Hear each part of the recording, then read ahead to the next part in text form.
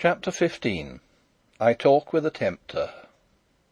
Ruritania is not England, or the quarrel between Duke Michael and myself could not have gone on with the extraordinary incidents which marked it, without more public notice being directed to it. Duels were frequent among all the upper classes, and private quarrels between great men kept the old habit of spreading to their friends and dependents. Nevertheless, after the affair which I have just related, such reports began to circulate that I felt it necessary to be on my guard. The death of the gentlemen involved could not be hidden from their relatives. I issued a stern order declaring that duelling had attained unprecedented licence. The Chancellor drew up the document for me, and very well he did it, and forbidding it, save in the gravest cases. I sent a public and stately apology to Michael, and he returned a deferential and courteous reply to me. For our one point of union was, and it underlay all our differences and induced an unwilling harmony between our actions, that we could neither of us afford to throw our cards on the table. He, as well as I, was a play actor, and hating one another, we combined to dupe public opinion. Unfortunately, however, the necessity for concealment involved the necessity of delay. The King might die in his prison, or even be spirited off somewhere else. It could not be helped. For a little while I was compelled to observe a truce, and my only consolation was that Flavia most warmly approved of my edict against duelling, and when I expressed delight at having won her favour, prayed me, if her favour were any motive to me, to prohibit the practice altogether. "Wait till we are married," said I, smiling. Not the least peculiar result of the truce, and of the secrecy which dictated it, was that the town of Zenda became, in the daytime (I would not have trusted far to its protection by night), a sort of neutral zone, where both parties could safely go; and I, riding down one day with Flavia and Sapt, had an encounter with an acquaintance, which presented a ludicrous side, but was at the same time embarrassing. As I rode along, I met a dignified-looking person driving in a two-horsed carriage. He stopped his horses, got out, and approached me, bowing low. I recognised the head of the Strelsau police. "Your Majesty's ordinance as to duelling is receiving our best attention," he assured me. If the best attention involved his presence in Zenda, I determined at once to dispense with it. "Is that what brings you to Zenda, Prefect?" I asked. "Why, no, sire. I am here because I desired to oblige the British Ambassador." "What's the British Ambassador doing dans cette galère?" said I, carelessly. "A young countryman of his, sire, a man of some position, is missing. His friends have not heard from him for 2 months, and there is reason to believe that he was last seen in Zenda." Flavia was paying little attention. I dared not look at Sapt. "What reason?" "A friend of his in Paris, a certain Monsieur Featherly, has given us information which makes it possible that he came here, and the officials of the railway recollect his name on some luggage." "What was his name?" "Rassendyll, sire," he answered, and I saw that the name meant nothing to him. But, glancing at Flavia, he lowered his voice as he went on. "It is thought that he may have followed a lady here. Has your Majesty heard of a certain Madame de Maubin?" "Why, yes," said I, my eye involuntarily travelling towards the castle.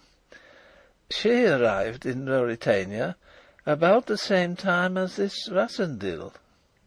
I caught the Prefect's glance. He was regarding me with inquiry writ large on his face. "Sapt," said I must speak a word to the Prefect. Will you ride on a few paces with the Princess?" And I added to the Prefect, "Come, sir, what do you mean?" He drew close to me, and I bent in the saddle. "If he were in love with the lady," he whispered, "nothing has been heard of him for 2 months." And this time it was the eye of the Prefect which travelled towards the castle. "Yes, the lady is there," I said quietly, But I don't suppose Mr. Rassendyll, is that the name, is... The Duke," he whispered, "does not like rivals, sire." "You're right there," said I, with all sincerity. "But surely you hint at a very grave charge." He spread his hands out in apology. I whispered in his ear: "This is a grave matter. Go back to Strelsau." "But, sire, if I have a clue here..." "Go back to Strelsau," I repeated. "Tell the Ambassador that you have a clue, but that you must be left alone for a week or two. Meanwhile, I'll charge myself with looking into the matter." "The Ambassador is very pressing, sire." "You must quiet him. Come, sir. You see that if your suspicions are correct, it is an affair in which we must move with caution. We can have no scandal. Mind you return tonight." He promised to obey me, and I rode on to rejoin my companions, a little easier in my mind. Inquiries after me must be stopped at all hazards for a week or two, and this clever official had come surprisingly near the truth. His impression might be useful some day, but if he acted on it now, it might mean the worst to the King. Heartily did I curse George Featherly for not holding his tongue. "Well," asked Flavia, "have you finished your business?" "Most satisfactorily," said I. "Come, shall we turn round? We were almost trenching on my brother's territory." We were, in fact, at the extreme end of the town, just where the hill begins to mount towards the castle. We cast our eyes up, admiring the massive beauty of the old walls, and we saw a cortège winding slowly down the hill. On it came. "Let us go back," said Sapt. "I should like to stay," said Flavia, and I reined my horse beside hers. We could distinguish the approaching party now. There came first two mounted servants in black uniforms, relieved only by a silver badge. These were followed by a car drawn by 4 horses. On it, under a heavy pall, lay a coffin. Behind it rode a man in plain black clothes, carrying his hat in his hand. Sapt uncovered, and we stood waiting, Flavia keeping by me and laying her hand on my arm. "It is one of the gentlemen killed in the quarrel, I expect," she said. I beckoned to a groom. "Ride and ask who they escort," I ordered. He rode up to the servants, and I saw him pass on to the gentleman who rode behind. "It's Rupert of Hentzau," whispered Sapt. Rupert it was, and directly afterward, waving to the procession to stand still, Rupert trotted up to me. He was in a frock coat, tightly buttoned, and trousers. He wore an aspect of sadness, and he bowed with profound respect. Yet suddenly he smiled, and I smiled too, for old Sapt's hand lay in his left breast pocket, and Rupert and I both guessed what lay in the hand inside the pocket.